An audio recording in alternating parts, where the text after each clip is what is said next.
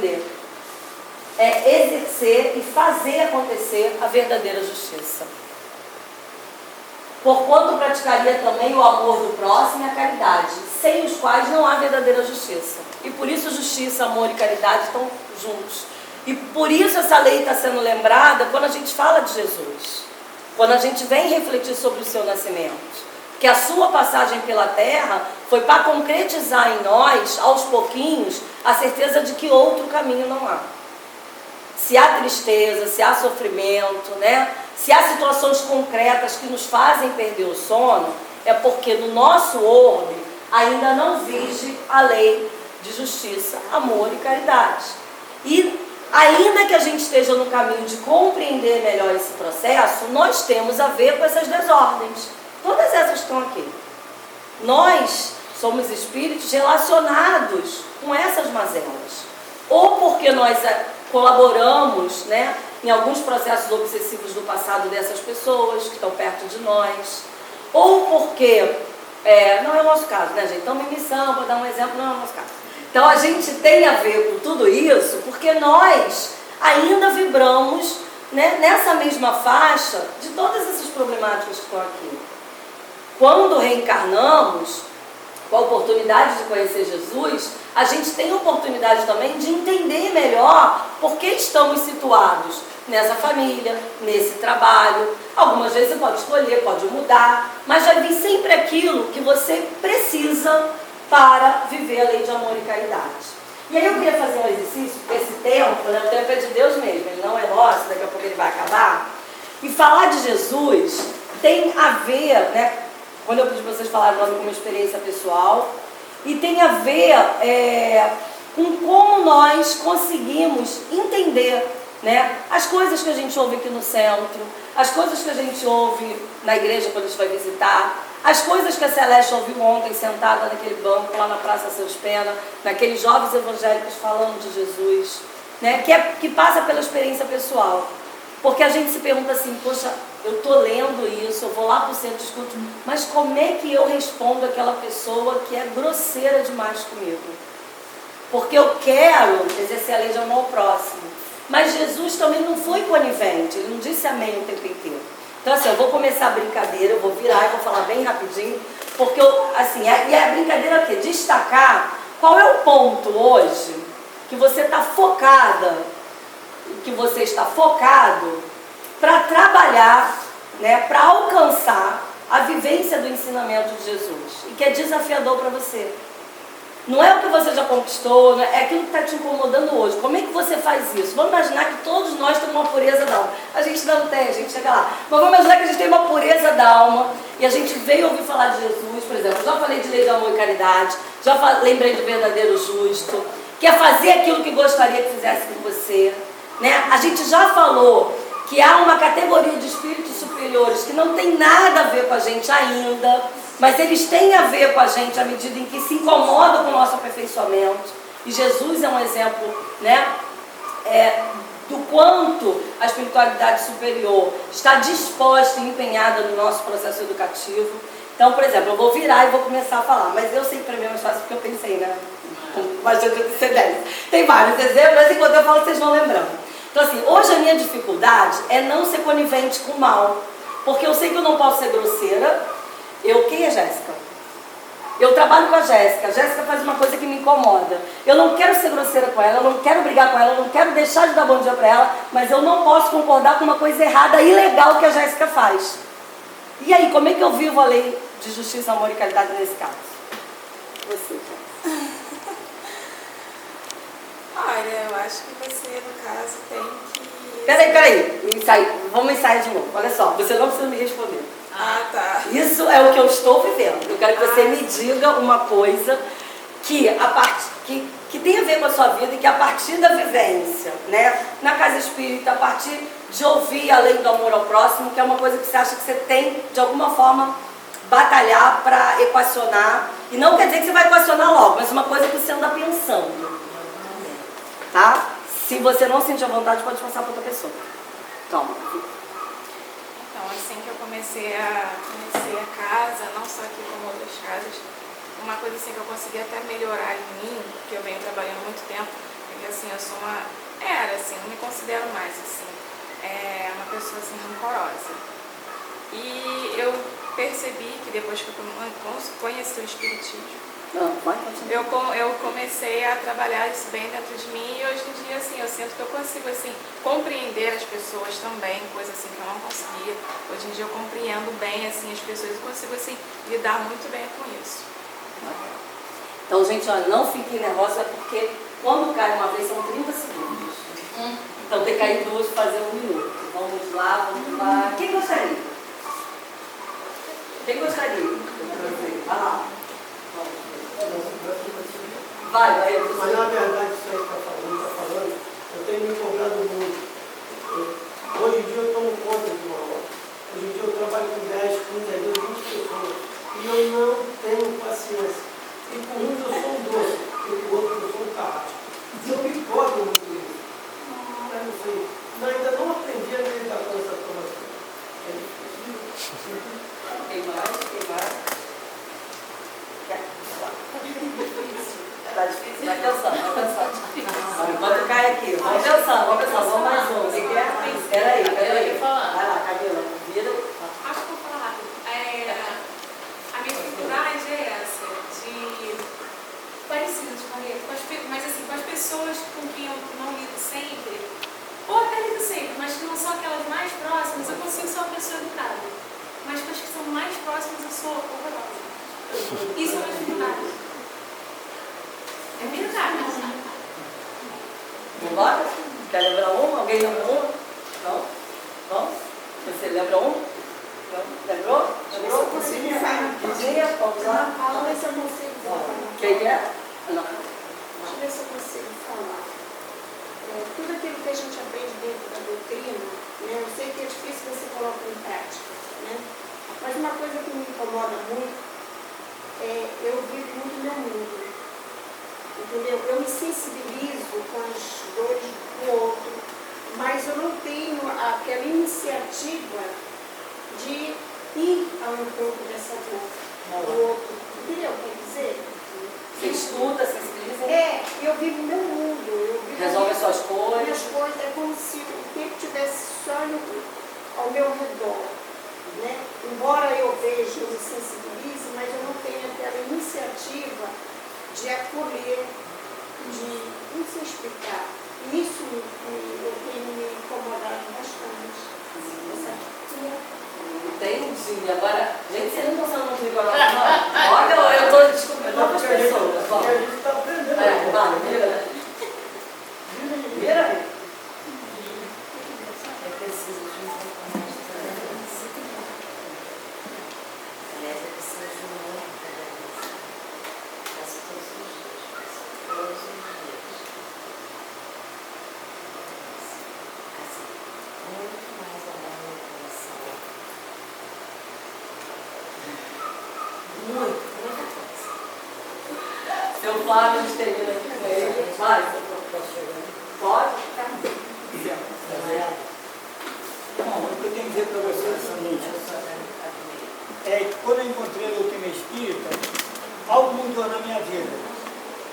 E quando eu ouvi falar de Jesus, eu pensava antes que Jesus tinha que fazer as coisas por mim, que eu aceitei, já estou salvo, não precisa fazer mais nada. Mas eu compreendi o seu evangelho, não que eu faça ainda, que quem conhecer Jesus nunca mais é o mesmo. Então, assim, gente, esse breve exercício é para a gente pensar, né? E a ampulheta não é por acaso. Ela é uma medida de tempo que a gente não usa mais. Ela já foi muito usada, ela era, assim, um achado, era um advento quando ela foi criada, né? Mas a gente tem uma cota de tempo, né? Que vai ser mais alongada para um, né? Nas reencarnações mais longas. Escuto, às vezes, histórias lindas, gente, conheço a minha sogra que faleceu com 117 anos. Eu falei, Senhor, de provas e expiações, que eu possa poder retornar antes. Assim, é um desejo íntimo, não sei se tem merecimento. Né? Quando Guida fala, Camila, Jéssica, seu Flávio, Barreto, Regina, o que a gente pensa, né? Até fiz a brincadeirinha, mas assim, é um exercício que é muito íntimo, né? Como a Camila falou, às vezes, no lidar diário aqui, né, no centro, a gente não mostra todas as facetas, com certeza não mostra, né? Quando a Guida, né, faz a avaliação de que ela está muito absorta nas questões dela, ela escuta, ela tem compreensão, mas ela não faz aquele movimento, né?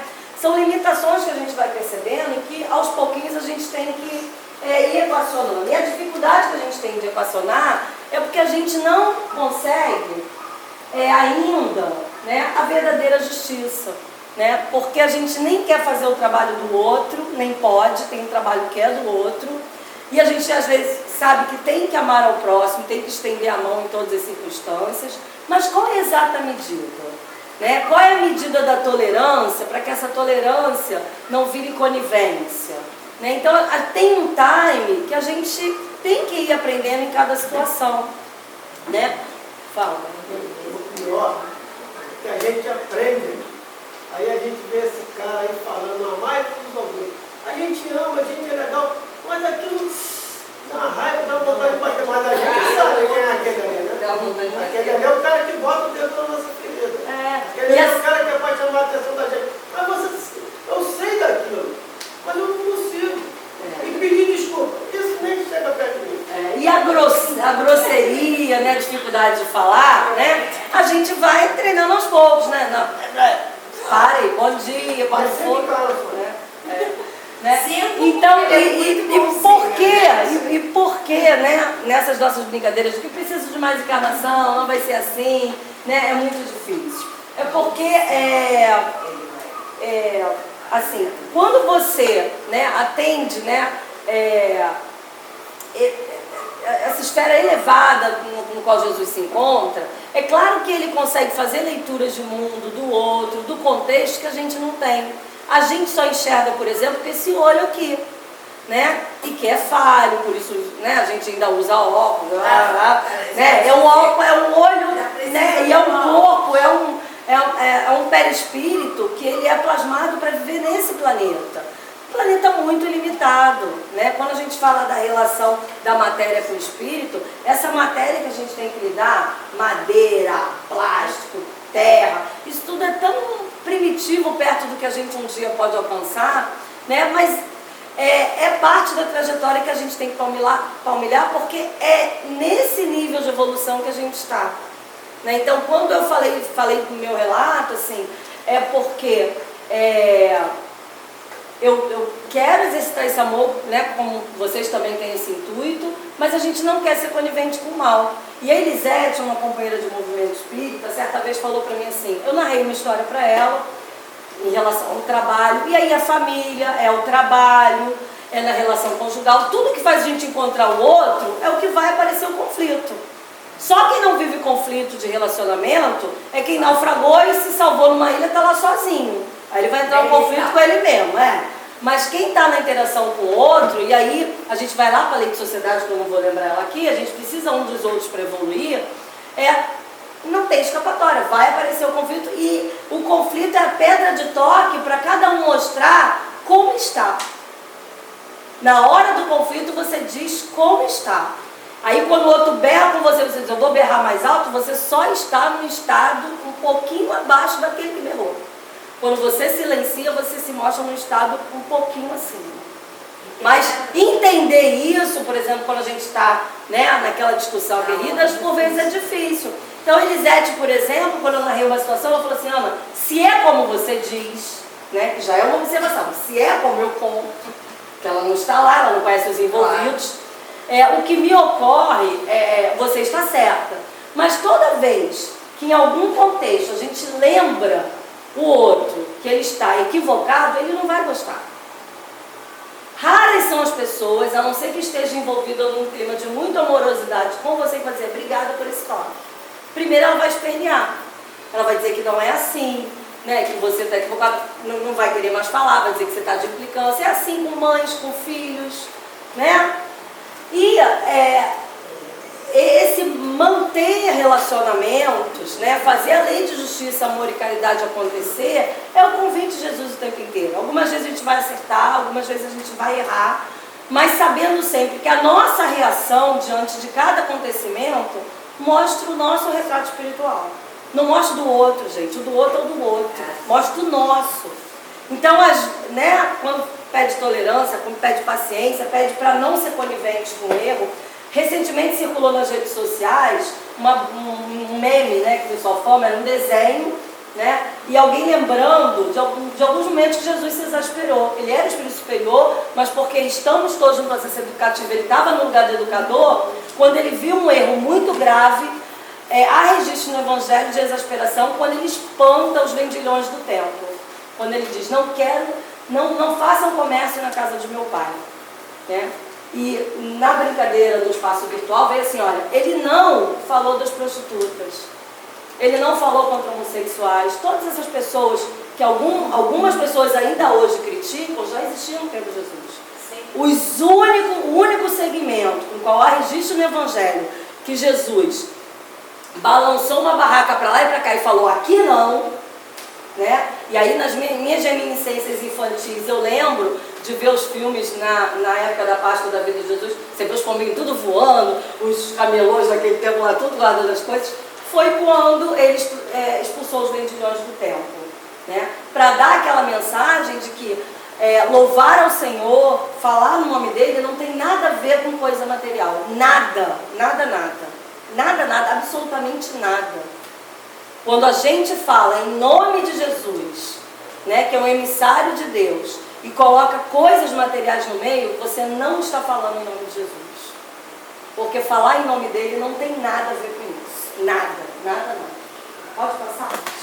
E aí a gente foi, né, retomando a Gênesis, lembrar que pelos imensos resultados que Jesus produziu, a sua reencarnação neste mundo, forçosamente, há de ter sido uma dessas missões que a divindade somente a seus mensageiros diretos confia, para cumprimento dos seus desígnios, né, dos desígnios de Deus.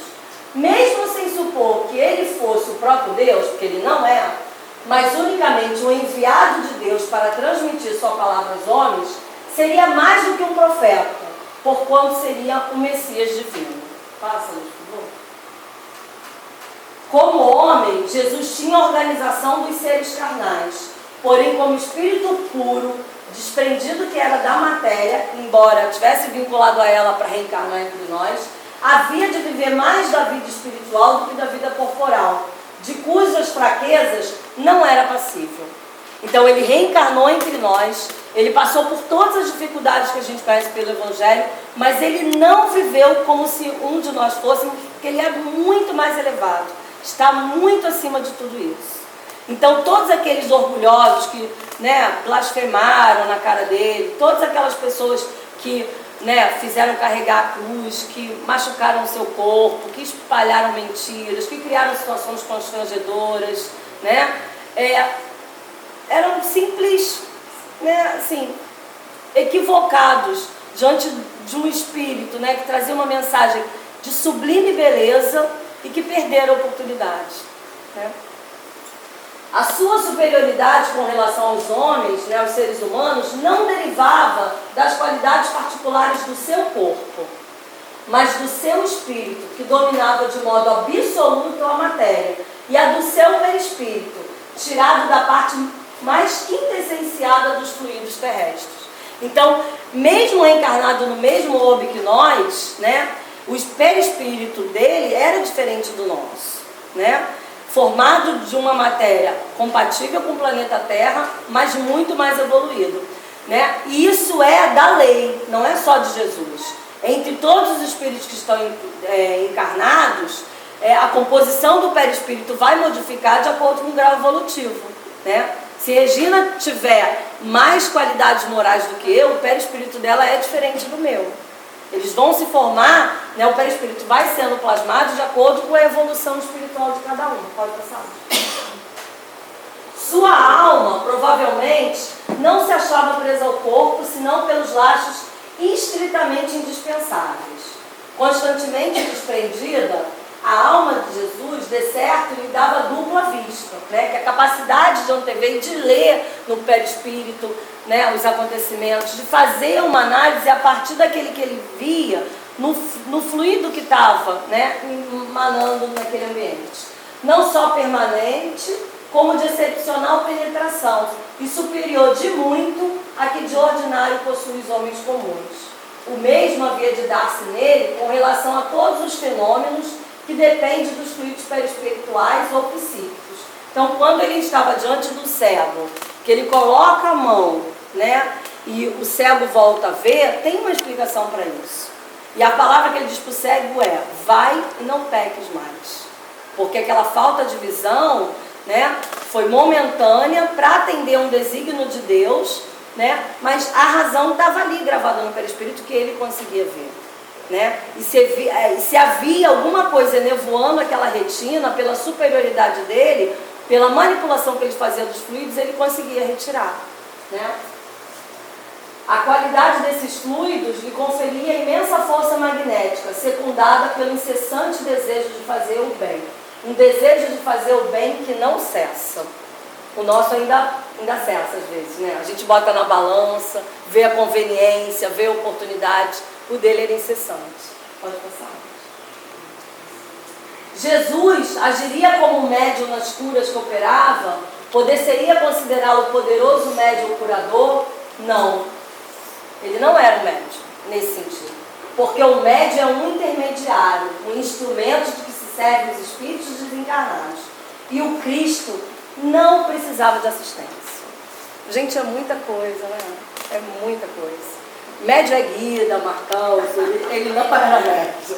Ele não precisava de assistência.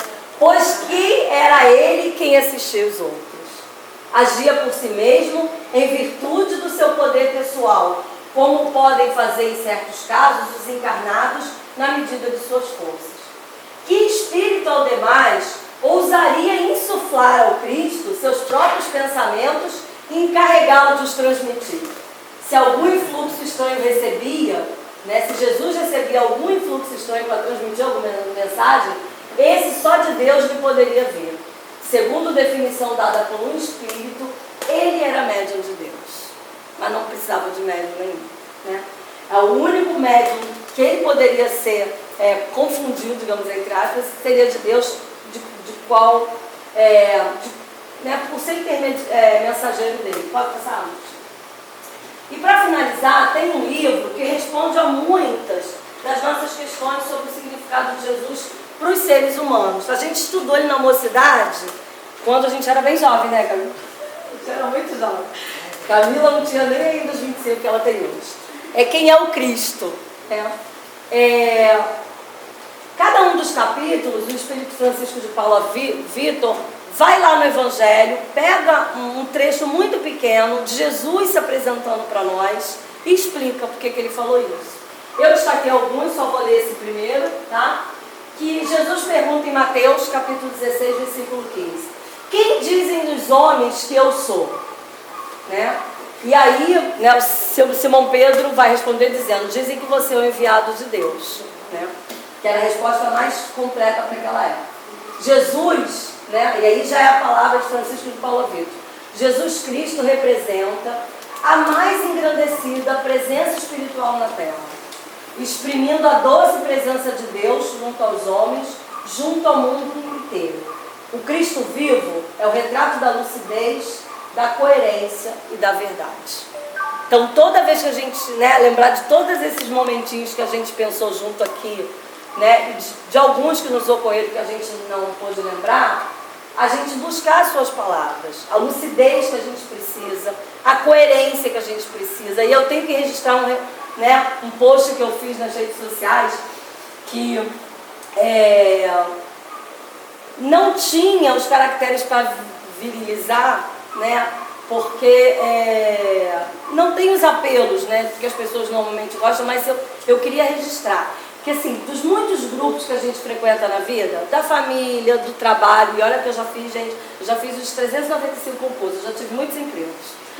E a gente convive com muitos grupos, trabalha com muitas pessoas, né? E aí eu compartilhei uma divulgação que o Marcão fez do centro, e quando eu penso em coerência e lucidez, eu lembro muito dessa casa. Eu tenho que chorar, gente, tenho que chorar. Eu tenho que chorar.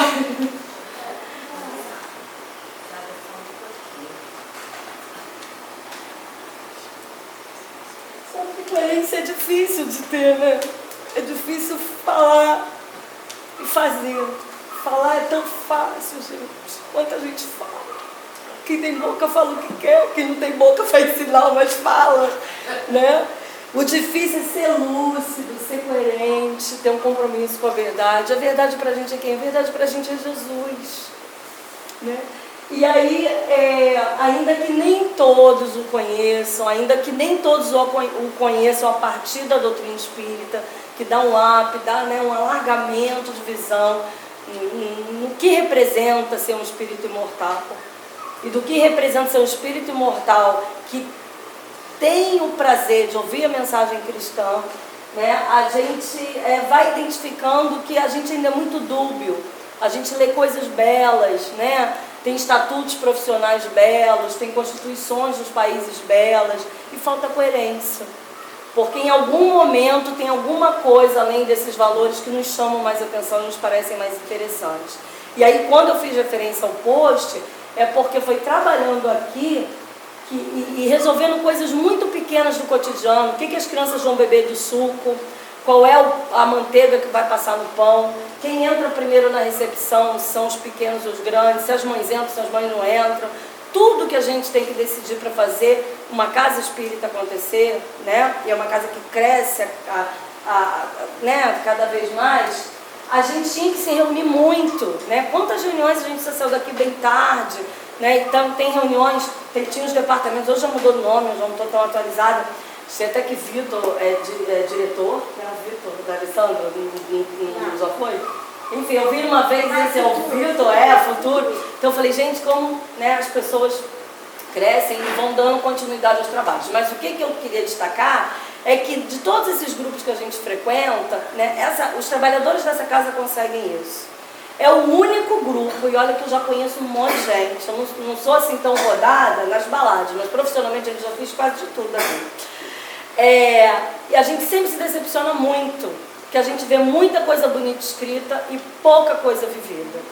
E aqui, assim, a espiritualidade reuniu um grupo muito bom de gente que tem o Evangelho como norte e tem o Evangelho como norte na hora de decidir. Então, quando, né, Francisco Paulo Vitor destaca essa frase, eu acho que, para finalizar, acho que a gente tem que agradecer muito, né, a Maria da Luz, os espíritos que chegam aqui e que se converteram em seus trabalhadores, porque coerência tem sido o nome de vocês.